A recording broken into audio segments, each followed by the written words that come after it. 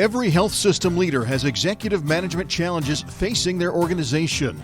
This show supports leaders in addressing those challenges with cutting-edge information, leading strategies, and sharing best practices. Listen in and gain keen insight as industry leaders share their stories. The Baldrige Foundation welcomes you to Leader Dialogue Radio. Hello, everyone. My name is Dr. Chuck Peck. I'm the co-host of the Baldrige Foundation Leader Dialogue podcast in collaboration with our About partner, Ben Sawyer. Ben and I have known each other for a long time, and it's great to have Ben here again with us on today's podcast. Ben, we've been talking a lot about the many challenges that health systems and health system leaders need to overcome, particularly in this post-COVID world that we're living in.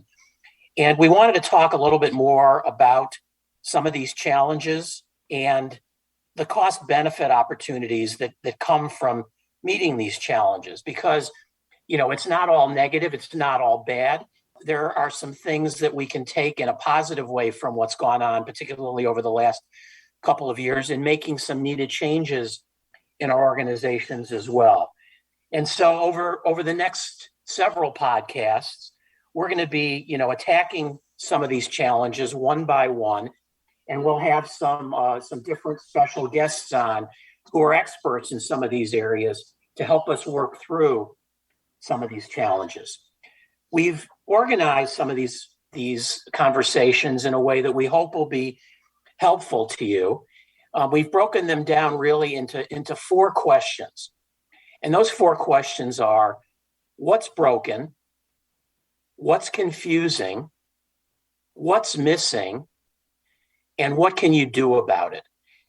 And what we want to do is we want to make sure that we give all of our listeners a takeaway nugget from each podcast that they can apply immediately to their own organization or any of the challenges that they're currently facing. And so today, what we'd like to do is we'd like to start with the workforce issues and talk in depth about some of those, because in some of the surveys that we've done and some of the surveys that HFMA has done, it's clear to all of us that the major challenge that you tell us you're facing is around workforce. How to recruit, but even more importantly, retain your best people. So let's start that conversation now. And I'm going to turn it over to Ben. And Ben, maybe you can connect some of the dots between what we're talking about in terms of workforce and some of the competencies and structure that Baldrige has been talking about for years that might give us a foundation for the discussion. That sounds great, Chuck, and thanks for that intro and the welcome. It's just a pleasure, as always, to be on the show with you. So as the listeners may recall, on the homepage of the Leader Dialogue website, so they can reach that at www.leaderdialogue, and dialogue is spelled dialogue.com, and they scroll down on the homepage, they will find something described as the visual Baldrige organizational hierarchy of needs. And to your point, Chuck, what we'll do today then is reference that diagram. So we have kind of a home base of how organizations can leverage the different facets of their organizational hierarchy of need to gain success on these challenges. So as you just alluded to, this first discussion around what's broken, what's confusing, what's missing, what can you do about it, will be looking at the challenges of recruitment retention strategies in the milieu of the pandemic. That will tie specifically to category 1, which is effective leadership and persistent learning, category 2, which is strategy deployment, and category 5, which is colleague engagement. And then what we'll do is talk about some of the process implications of that, which really are the workforce stressors, right? And what are the opportunities to be able to potentially use technology-enabled process optimization to reduce the stress that the workforce, particularly the nurses and other clinical staff, are feeling. And that will address category number 4, which is measurement, analysis, and knowledge management. Listeners can see that on the far left, as well as category 5, again, colleague engagement, and category 6, which is organizational effectiveness. The way the Baldrige framework works is it's fully integrated. So as you're addressing these different parts of the organizational hierarchy of needs, ultimately you're driving an improvement in your results, which is category 7. And that we'll touch on briefly in the cost benefit implications towards the end. So looking forward to the discussion, Chuck, and thanks again for having me on the show. Absolutely. Thanks a lot, Ben. So let's start by looking at some of the potential post-COVID staff retention strategies that you might be able to utilize to address workforce issues. And again, what we've done is we've gone out into the marketplace and asked many of you and some of your peers what some of the best practice responses are to some of the retention strategies that we want to talk about. And we've created a list of 17 potential strategies.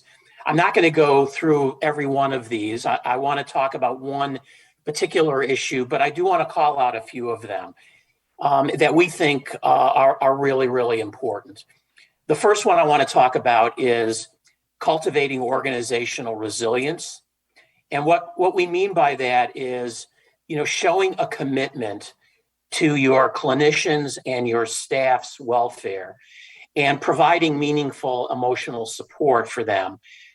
In other words, letting them know without any question that you have their back. And I'm going to talk a little bit more about that in a minute as I address burnout, which I think is really sort of the overarching umbrella theme to all of what we're talking about here today. And I'll talk about that again in a second. The second point I really like to focus on is what I'll call culture over messaging. And what I mean by this is that there were issues that were already percolating up to the surface prior to COVID, particularly with nursing staff and some of the other caregivers. And I'm talking about things like bullying in the workplace violence, and incivility. And those are still issues that need to be addressed. And those are very important issues to your workforce. And in many instances are causing some of your workforce to leave you. And then finally, I want to address the opening of all potential lines of communication and being totally transparent in your communication about where the organization is and what the vision is going forward for the organization. But let me just step back for a minute.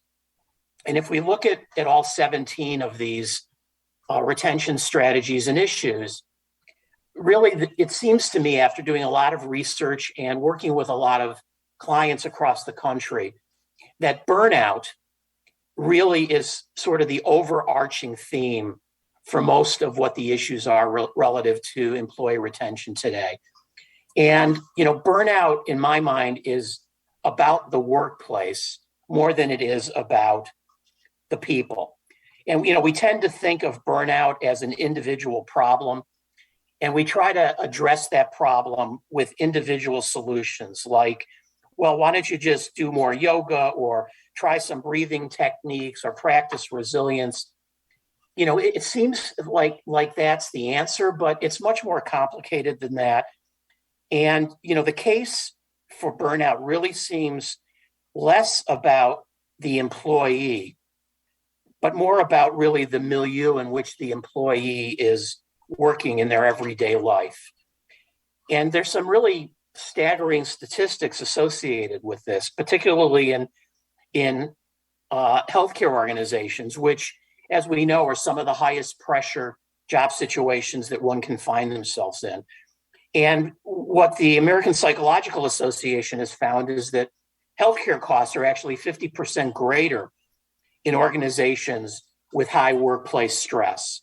And workplace stress is estimated to cost the U.S. economy more than $500 billion.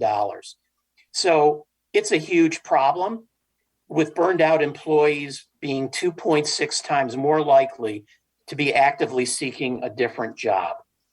And so clearly, I think we have to address burnout. And so when asking employees about what it is that's causing them to feel the way they're feeling, there are 5 priorities or reasons that employees point to. 1 is unfair treatment at work. 2 is unmanageable workloads.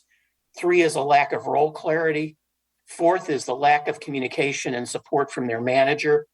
And the 5th is unreasonable time pressures. So, ask yourself as a leader, what is making my staff so unhealthy, and why does the work environment here lack the conditions for them to flourish? And I guess the bottom line really is, how about digging into the data and asking our people what would make work better for them? And that's, I think, sort of the takeaway point, which is, I think we all try to assume that our retention strategies that I have listed here that we've talked about, that those are the answer for everybody in every situation. And I guess what we're saying is that as the leader of the organization or as the manager in the organization, it's really important to ask your people what it is that's causing them to be stressed. What is it that's causing them to be leaving your organization? And what are some simple things that you might be able to do to reverse those trends? Ben, I think I'll turn it over to you and see what other thoughts that you have. Yeah, thanks, Chuck. I totally agree. I think that's really keen insight, and the research that you pointed out there just showcases how big of a problem this is. So one of the interesting things that you and I and Roger have talked about before is that there's always process implications, right, with each of these sort of strategic challenges that come up with health systems. So what I thought I'd do, Chuck, is talk a little bit through this. And per our conversation before the show, we'll be generating a blog that has some of these images in it to make it easier for the listeners. So they'll be able to find that on the Baldrige Foundation Leader Dialogue site under blogs. We'll also publish it on the About Healthcare site if they want to go there. So let me just start kind of like you did with the whole notion of what's broken, what's confusing, what's missing, and what can you do about it from a process implication standpoint. So let's talk about some very practical disconnects. And we're going to do it relative to the progression of a patient in and out of an acute care facility, just by way of example. So when you talk about transfers, if there is lack of role clarity or unrealistic expectations or a lot of manual processes associated with that, which is kind of what you were referring to, Chuck, the transfers become inefficient. The result to the organization is it can result in patient leakage, right? In other words, if you're unable to accept that patient, they're going to go somewhere else. And the root causal factor really are the manual processes and the fragmented reporting, the lack of clarity as to who's on call so that you can create assignments, the lack of visibility of of what beds available and all those sorts of things. So when you think of that from a process standpoint, there's some optimal flow opportunities. One is you can invest in deploying a seamless access and orchestration hub, right?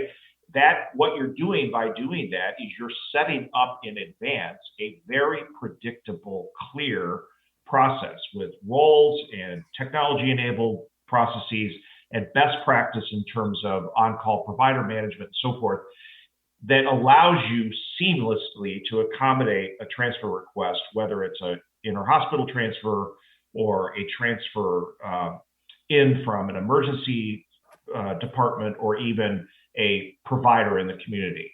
And basically what you're doing then is you're integrating functions, as I mentioned, such as on-call provider coordination, as well as things like computer-aided dispatch for your ambulance services. So again, inefficient transfers can result in patient leakage and a lot of stress on staff. The optimal flow opportunity is you can create a seamless access and orchestration hub with technology-enabled solutions. And before I go on, the notion is this is an augmentation to your EMR. So if your hospital is an Epic shop or a Cerner shop or whatever. It doesn't really make any difference. What you're doing is you're augmenting the EMR with composable solutions to effectively address these performance gaps and maximize measurable results.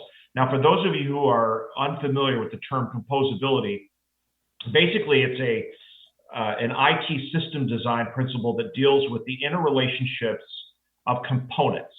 So a highly composable system provides components that can be selected and assembled in various combinations to satisfy specific user requirements. And in the cases that I'm talking about, it's really helping you with your patient throughput optimization starting at the front door. All right, the second thing, and there's 4 of them here. Second disconnect is highly variable and delayed discharge plan. I think every healthcare administrator can relate to this. So this is adding excess days or avoidable days, right? So you have a amount of the stay that is approved based upon the presenting condition of the patient with their severity of injury, illness, and intensity of services required. And there's a reliance on the staff to be able to determine or manage the estimated date of discharge right from the get-go and have the appropriate patient disposition information. And what that's doing with that demand, if they don't have the tools or capacity or time to do it, is it perpetuates patient care progression delays. So a flow opportunity, a process opportunity on that is to initiate discharge planning on admission, right? And you can use that estimated date of discharge and disposition intelligence in the daily multidisciplinary round as the key focus to make sure that there's coordinated planning in action. So this is alignment of staff roles, of efficient processes, as well as tech-enabled solutions using your EMR as the foundation, but using composable solutions that can augment that to address that. The third example is tedious to manage and resolve barriers, right? So these are just logical patient flow barriers that come up. I can't get them into diagnostics. I'm waiting for the consulting physician, et cetera. And those things stress the workforce. I think everybody can relate to that. And often you have too many open orders to track and you need to text and call to prioritize. So considering prioritizing barriers and orchestrating those efforts with the ancillaries to resolve them and exploring artificial intelligence and machine learning opportunities to identify those rate-limiting steps and promote best next steps is a great way of addressing that. The final one is post-acute, right? So you're at the back end of the stay. Because you haven't really dealt with it up front, you have access and transport impediments, and it really overloads the care team and resource. And it just creates chaos at the end of the acute care stay. And discharge becomes this big wall. It's not a speed bump anymore. It's a big sort of wall. And it's compromising your patient throughput and also your ability to balance the demand that you have for your services and the capacity to actually meet that. So again, another consideration in this to reduce workflow stress is to be able to ensure that your post-acute care provider options are clear and available to schedule early. So having a curated post-acute care provider network and then being able to leverage that up front in your orchestration hub so that you're making those kinds of early decisions as soon as you have clarity in your multidisciplinary round that a patient is going to need something, and find effective tools to manage those pack reservations and transport. All of those things help to decompress staff and drive sustainable results. So, Chuck, I know that was a lot. There are those 4 issues around efficient transfers, highly variable and delayed discharge planning, tedious to manage and resolve barriers in the patient length of stay, and then post-acute care access and transport. But I think it ties very well to what you talked about up front with kind of the overarching issues of workforce stress. Your thoughts? Yeah, thanks, Ben. I couldn't agree more.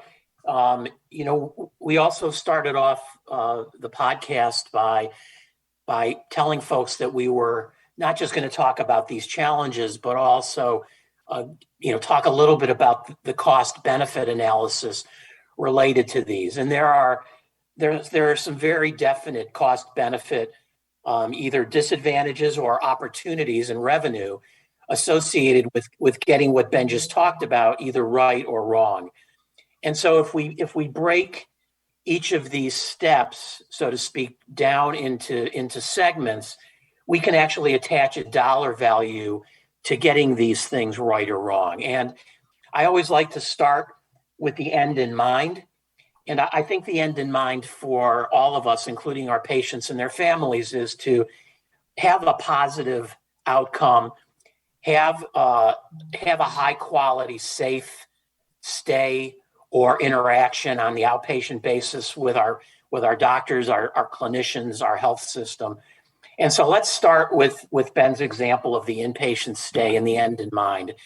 And the end in mind, obviously, one of those ends is to get the patient back home or to wherever their disposition is with a good outcome. But also, we want to make sure that we avoid readmissions, which are very, very costly.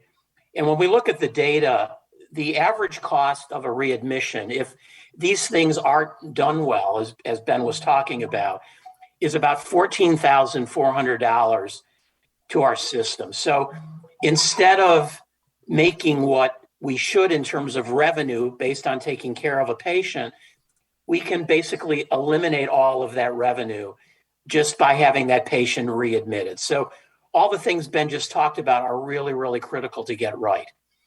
On the other hand, if we start with the beginning in mind, which includes what I would say is one call access, where you have the on-call provider ready to go, the patient seen quickly in the emergency room, the bed assigned immediately and properly to the right place in the hospital for that patient, so there doesn't need to be any transfers once the patient's admitted.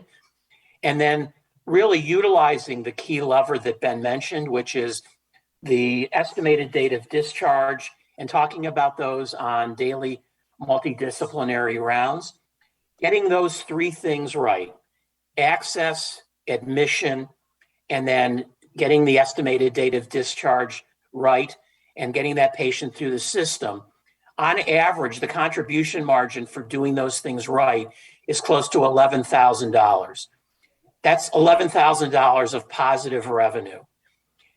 If we then look at the patient once they're in the system, and if we're able to clinically progress them through their care in a timely and effective way and get them to the estimated date of discharge, that's also a positive revenue opportunity, because we've looked at the data, and the revenue opportunity per bed turn, if the observed over expected ratio is less than 1, is about $1,500. That progression of care is dependent on a lot of the things that Ben just discussed. And one of the things that we've found some systems doing is really looking at what I would call a care coordination center. And I'm not talking about the full-blown command center that we've read about and seen in the literature. Some of these give us this visual of a room filled with people with multiple monitors, and that's fine if that's what your system needs. But there are some much simpler things that we can do to really help the patient progress smoothly through the care in the hospital. Some of those things include even just co-locating some of the key people within the care team in one place so that there's better communication. This might include people like what I would call a bed czar, somebody who knows exactly where all the open beds are and exactly who's going to be discharged or needs to be discharged early in the day. It might include an ancillary coordinator whose job it is to make sure that people get their imaging, their labs done in a timely manner, and knowing who it is that needs to be discharged so that those people are moved up the list and made sure that they get their tests done early in the day so that their discharge isn't delayed. It may include having the co-location of the navigator there so that after they're discharged, somebody's there to check up on them, make sure they're taking their meds, being compliant, and so that we don't end up with a very costly readmission later on. And then finally, once we're through the progression of care, and we're looking at the discharge order to get the patient out of the bed and discharged to wherever it is they're going, making sure that the bed is cleaned and available. And if we can't get that right, even something as simple as getting the bed cleaned and available, that can cost as much as $1,000 per avoidable day if we don't get that right. And really, at the end of the day, what we're trying to do is to enable a friction-free consumer experience from the time the patient hits the door to the time that they're discharged. And that's really what this is all about. And so, we believe that there are ways that some of these challenges can be met.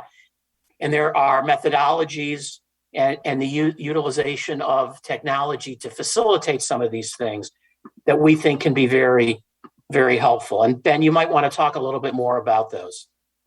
Yeah, so Chuck, that's a great layout. And I think for the listeners, we chose, because a lot of you work in the acute care space in particular, to elucidate those transitions from a cost benefit standpoint. But it's obvious that particularly in today's world, there's a lot of different care environments for patients: telemedicine, hospital at home, post-acute, et cetera. And what Chuck has just talked about is true in any environment of care. It's being able to really codify and think ahead as to how can we as an organization maximize our access, our throughput, and our transition of care to the next setting, and have that visible and seamless essentially across an enterprise, particularly the complexity with large health systems. And that's doable.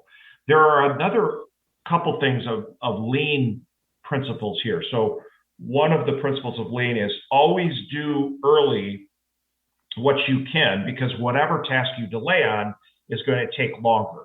So the notion that Chuck was talking about of trying to bring people and processes together up front, start with discharge planning on admission, don't wait until halfway or later in the care, is going to streamline things and make it much easier. Also, the process of taking out waste and variability and consolidating roles where possible so that you can decompress the basic caregivers in the patient units is also an important factor. So if we needed to summarize this, I think what you're looking at is kind of a blended approach, integrated system of care, right? You have this notion of maximizing the front door, where you have, a organized call center, you have computer-aided dispatch transportation, you're able to identify up front the optimal care setting and really maximize your communication and collaboration within the capacity and throughput. You're enabling that with operational and predictive artificial intelligence and data. You're maximizing your patient-provider communication and your multidisciplinary rounds focused on that patient progression, enterprise bed visibility, automating workflows, and then you're anticipating post-acute and you're coordinating those transitions of care. And again, doing discharge planning from the beginning all the way through so that the patient can have a seamless transition.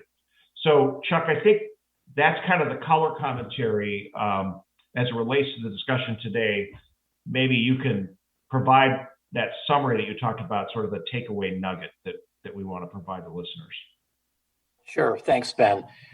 So again, we wanted to try to always provide something that you can take away from this podcast and actually apply immediately within your own setting. And so what we'd like for you to consider is a blend of two things. One is staffing strategies, and the second is a technology-enabled process improvement methodology to reduce workforce stress and improve staff recruitment and retention. And we tried to demonstrate that there is a cost-benefit implication of getting these things right.